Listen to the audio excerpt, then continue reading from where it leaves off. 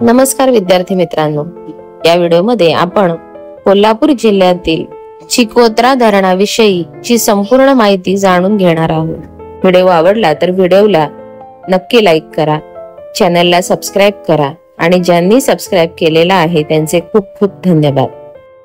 चिकोत्रा धरण हे महाराष्ट्र राज्यातील कोल्हापूर जिल्ह्यातील एक महत्त्वाचे जलसाठा प्रकल्प आहे.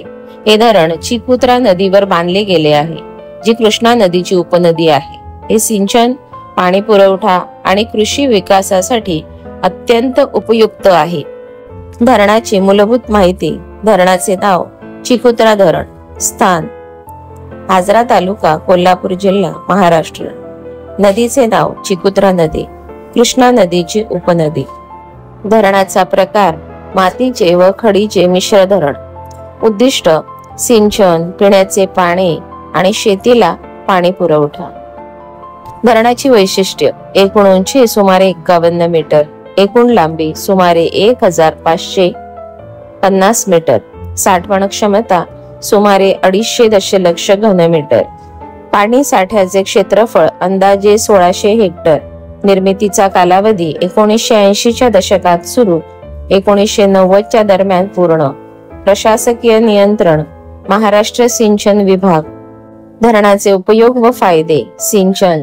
चिकोत्रा धरणामुळे कोल्हापूर आणि सीमा भागातील शेतकऱ्यांना शेतीसाठी पाणी मिळते. पाणी पुरवठा. आसपासच्या गावांना पिण्याचे आणि घरगुती वापरासाठी शुद्ध पाणी उपलब्ध होते. मत्स्य व्यवसाय. धरणातील पाण्यात मासे पालन केल्यामुळे स्थानिकांना रोजगाराची संधी मिळते. पर्यटन. निसर्गरम्य परिसरामुळे येथे पर्यटक येतात. पावसाळ्यात विशेषतः निसर्ग सौंदर्य आकर्षण ठरते. हवामान सुधारणा. धरणामुळे परिसरातील तापमान आणि आर्द्रतेवर परिणाम होतो, ज्यामुळे पर्यावरण सुधारते. आव्हाने.